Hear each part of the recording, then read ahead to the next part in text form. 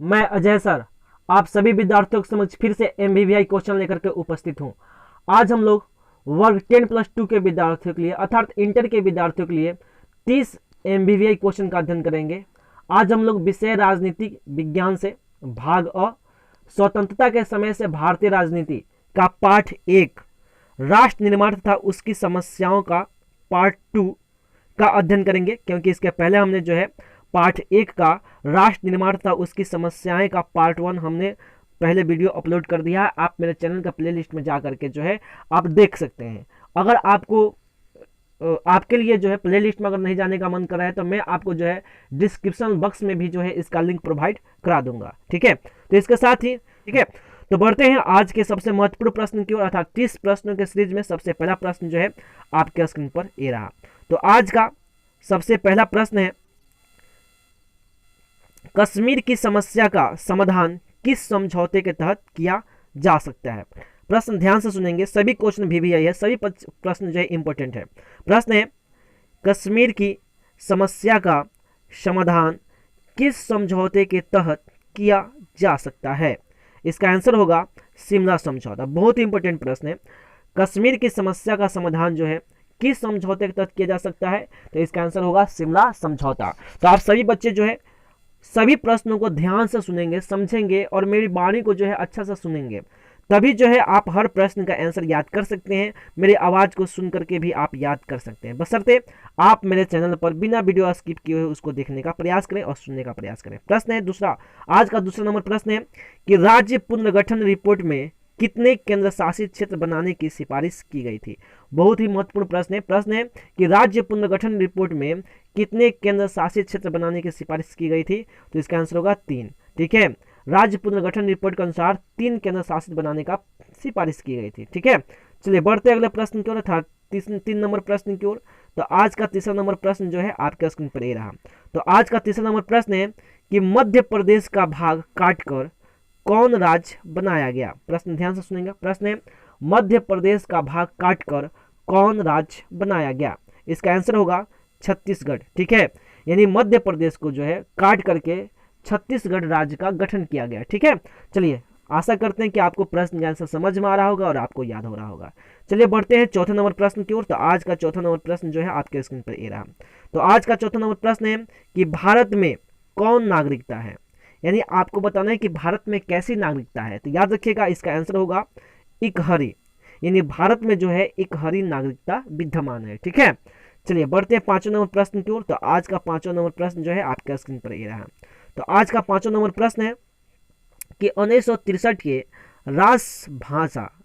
राजभाषा कानून ने सरकारी कार्यों के लिए किस भाषा का प्रयोग अनिश्चित काल के लिए बढ़ा दिया। प्रश्न फिर से सुनेंगे। प्रश्न है कि 1963 के राजभाषा कानून ने सरकारी कार्यों के लिए किस भाषा का प्रयोग अनिश्चित काल के लिए बढ़ा दिया। इसका आंसर होगा अंग्रेजी। ठीक है, बहुत इंपॉर्टेंट प्रश्न है, जरूर आप इस प्रश्न का आंसर याद करके जाएंगे। ठीक है, अपने एग्जाम में। चलिए बढ़ते हैं छठे नंबर प्रश्न की ओर। तो आज का छठा नंबर प्रश्न जो है आपके स्क्रीन पर ये रहा। तो आज का छठा नंबर प्रश्न है कि वह कौन पहला राज्य था जो भाषाई आधार पर गठित हुआ। बहुत ही इंपॉर्टेंट प्रश्न है, कई बार एग्जाम में पूछा गया प्रश्न है। तो आप अगर बिहार बोर्ड के विद्यार्थी हैं और आप +2 की तैयारी कर रहे हैं, आप सेकेंड ईयर के विद्यार्थी हैं और आपको जो है आपका सब्जेक्ट पॉलिटिकल साइंस है और आपको जो है एग्जाम में अच्छा नंबर उठाना है, तो आप जो है मेरे चैनल पर बने रहें, मेरे वीडियो को बिना स्किप हुए देखिए। आपका रिजल्ट आने का फुल चांसेस है, पूरा गारंटी है, 100% ये सभी प्रश्न आएंगे आपके एग्जाम में, बशर्ते आप मेरे चैनल पर बने रहें। ठीक है, और मेरे चैनल को सब्सक्राइब करें। चलिए बढ़ते हैं अगले प्रश्न की ओर। प्रश्न क्या था कि वह कौन पहला राज्य था जो भाषाई आधार पर गठित हुआ। इसका आंसर होगा आंध्र प्रदेश। अर्थात आंध्र प्रदेश जो है सबसे पहले भाषा के आधार पर गठित किया गया। इसका आंसर होगा आंध्र प्रदेश।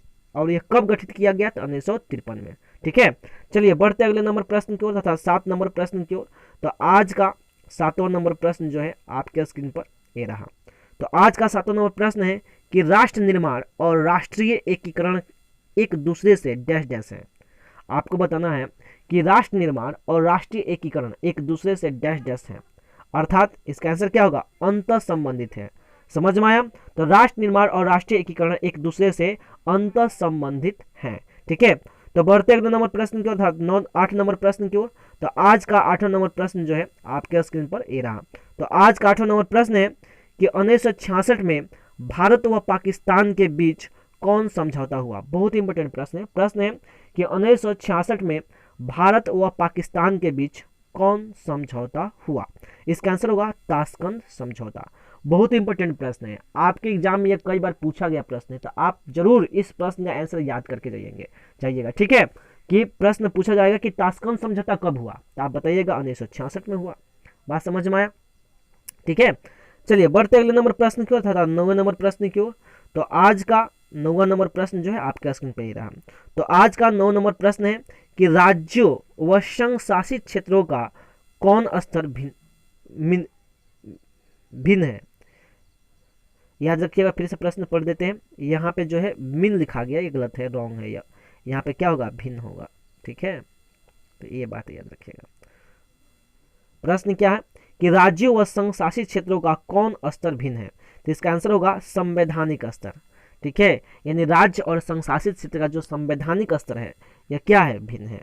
चलिए बढ़ते हैं 10वें नंबर प्रश्न की ओर। तो आज का 10वां नंबर प्रश्न है कि अजमेर का राजस्थान कब विलय हो गया, यानी अजमेर का जो राजस्थान था वह कब विलय हुआ, तो इसका आंसर होगा 1956 में। बहुत इंपॉर्टेंट प्रश्न है। चलिए बढ़ते हैं 11वें नंबर प्रश्न की ओर। तो 11वां नंबर प्रश्न है कि तेलुगु भाषी कौन राज्य है। आपको बताना है कि तेलुगु भाषी कौन सा राज्य है, तो इसका आंसर होगा आंध्र प्रदेश। यानी आंध्र प्रदेश जो है कौन सी राज्य है भाई, तो तेलुगु भाषी राज्य है। तो हमको आशा है कि आप सभी विद्यार्थियों को जो है हर प्रश्न का आंसर याद हो रहा होगा, और आपको जो है हर प्रश्न का आंसर याद हो रहा होगा, समझ में आ रहा होगा। ठीक है, बशर्ते आप बिना स्किप किए हुए इस वीडियो को देखते रहें। चलिए बढ़ते अगले नंबर प्रश्न की ओर, अर्थात 12वें नंबर प्रश्न की ओर। तो आज का 12वां नंबर प्रश्न है कि असम की राजधानी डैश डैश है। आपको बताना है कि असम की राजधानी कहाँ है। प्रश्न ध्यान से सुनेंगे, आपको बताना है कि असम की राजधानी कहाँ है। तो याद रखिएगा कि असम की राजधानी कहाँ है जी, तो दिसपुर है। ठीक है, चलिए बढ़ते अगले नंबर प्रश्न की ओर। अगला नंबर प्रश्न है कि मिजोरम की राजधानी कहाँ है। तो याद रखिएगा मिजोरम की राजधानी कहाँ है, तो एंजोल है। ठीक है, इस तरह से जितने भी राज्य और राजधानी है, अगर आपको लगता है कि अगर आपको राजधानी नहीं याद है तो मैं उसके लिए भी वीडियो प्रोवाइड करा दूंगा। बशर्ते आप कमेंट बॉक्स में लिखें कि सर सभी राज्य, हमारे देश के जितने भी राज्य हैं और केंद्र शासित प्रदेश हैं उनकी राजधानी जो है आप प्रोवाइड कराएं, हम आपके लिए जो है स्पेशल एक राज्य राजधानी का वीडियो बना देंगे। ठीक है, चलिए तो यह भी राज्य राजधानी से भी आपके एग्जाम में 1 नंबर का प्रश्न आता है, तो इसलिए आप लोग हमने 2-4 प्रश्न रखे हैं राज्य राजधानी के लिए, तो आप जरूर उस प्रश्न का आंसर याद कर लेंगे। ठीक है, चलिए प्रश्न क्या था कि मिजोरम की राजधानी कहाँ है, तो आपका आंसर हो क्या होगा, एंजोल। ठीक है, चलिए बढ़ते अगले नंबर प्रश्न क्या था, 14 नंबर प्रश्न की ओर। तो 14वां नंबर प्रश्न है कि अब मैसूर राज्य का नाम क्या है।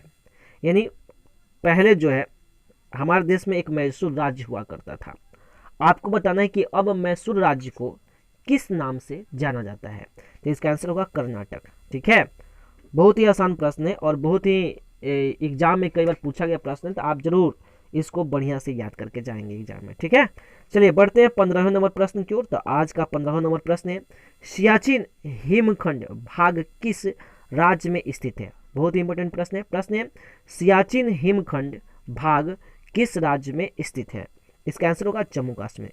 अर्थात सियाचिन जो क्षेत्र है वह जम्मू कश्मीर राज्य में स्थित है। ठीक है, बारीकी से सुनिए मेरी आवाज को, ध्यान से सुनिए, आपको जो है हर प्रश्न का आंसर जो है मेरी आवाज को सुन करके याद हो जाएगी, बशर्ते आप कंटिन्यू इस वीडियो को देख करके आप अपने एग्जाम में अच्छा से अच्छा नंबर उठा सकते हैं। ठीक है, चलिए बढ़ते अगले नंबर प्रश्न जो प्रश्न है बलपूर्वक राष्ट्रीय एकीकरण विश्व के किस राज्य के विखंडन का कारण बना। बहुत इंपॉर्टेंट प्रश्न है। प्रश्न है बलपूर्वक राष्ट्रीय एकीकरण विश्व के किस राज्य के विखंडन का कारण बना, इसका आंसर होगा सोवियत संघ। ठीक है, चलिए बढ़ते अगले नंबर प्रश्न को तथा 17वें नंबर प्रश्न की ओर। तो आज का 17वां नंबर प्रश्न जो है आपके स्क्रीन पर ये रहा। तो आज का 17वां नंबर प्रश्न है कि भारत के किस राज्य का भाग काटकर मेघालय बनाया गया। बहुत ही इंपॉर्टेंट प्रश्न है। प्रश्न है भारत के किस राज्य का भाग काटकर मेघालय बनाया गया, इसका आंसर होगा असम। समझ में आया। चलिए आशा करते हैं कि आपको समझ में आ गया है। बढ़ते हैं अगले नंबर प्रश्न की ओर, 18 नंबर प्रश्न की ओर। तो आज का 18वां नंबर प्रश्न है, किसने कहा है कि भाषा चोला नहीं बल्कि त्वचा के समान है? बहुत इंपॉर्टेंट प्रश्न है, कई बार एग्जाम में पूछा गया प्रश्न है। प्रश्न है, किसने कहा है कि भाषा चोला नहीं बल्कि त्वचा के समान है? ठीक है, इसका आंसर होगा रविंद्रनाथ टैगोर। ठीक है, एक बार फिर से इस प्रश्न को पढ़ देते हैं। प्रश्न है, किसने कहा है कि भाषा चोला नहीं बल्कि त्वचा के समान है? इसका आंसर होगा रविंद्रनाथ टैगोर। ठीक है, चलिए आशा करते हैं कि आपको जो है इस प्रश्न का आंसर याद हो गया होगा। बढ़ते हैं अगले नंबर प्रश्न की ओर, 19 नंबर प्रश्न की ओर। तो आज का 19वां नंबर प्रश्न जो है आपके स्क्रीन पर ये रहा। तो आज का 19वां नंबर प्रश्न है कि अब संविधान की 8वीं अनुसूची में कितनी भाषाओं को मान्यता प्राप्त है? बहुत ही इंपॉर्टेंट प्रश्न है, कई बार एग्जाम में पूछा गया प्रश्न है।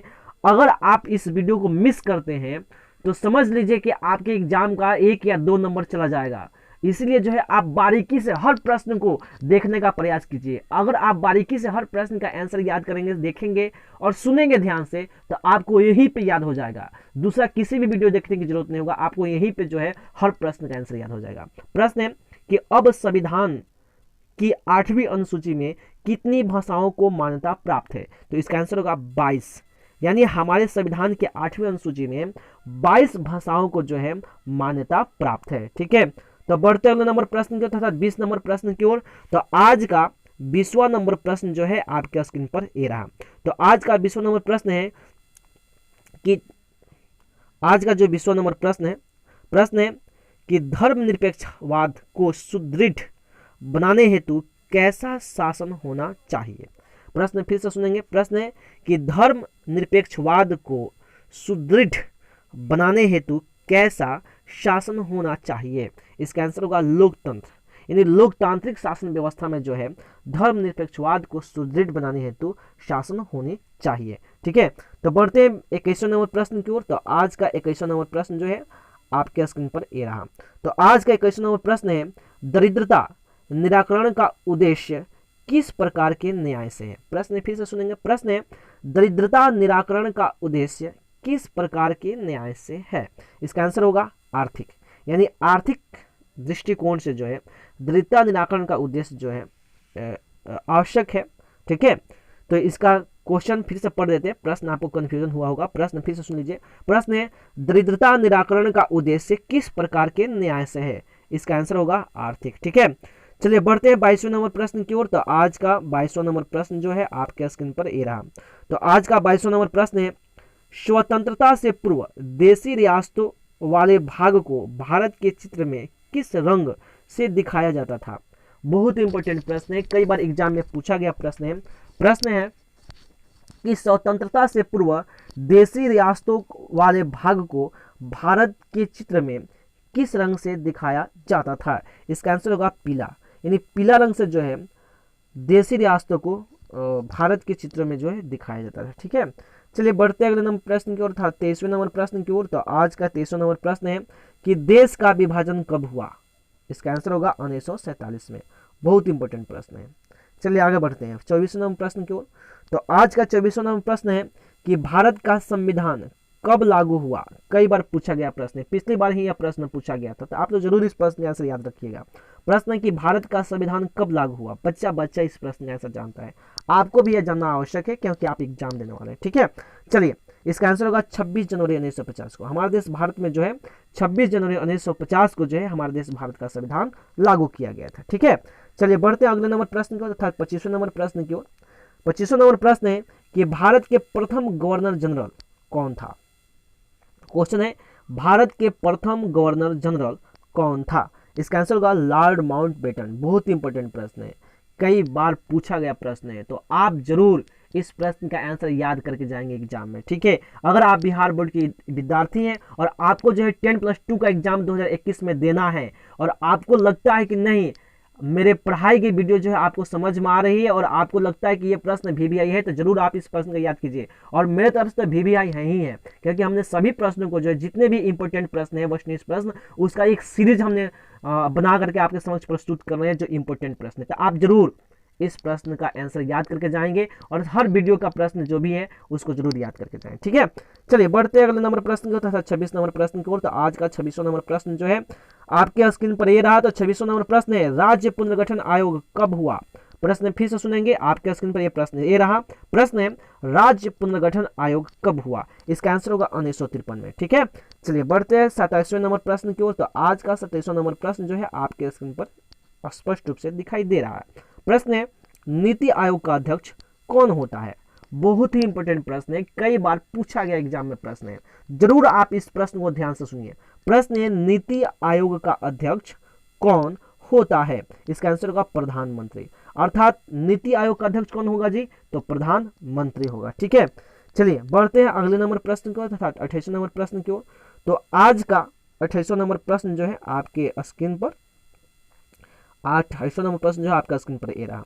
तो आज का 28वां नंबर ध्यान से सुनेंगे। प्रश्न है कि भारत में नियोजित अर्थव्यवस्था चलाने का विचार किससे ग्रहण किया गया था? प्रश्न फिर से सुनेंगे।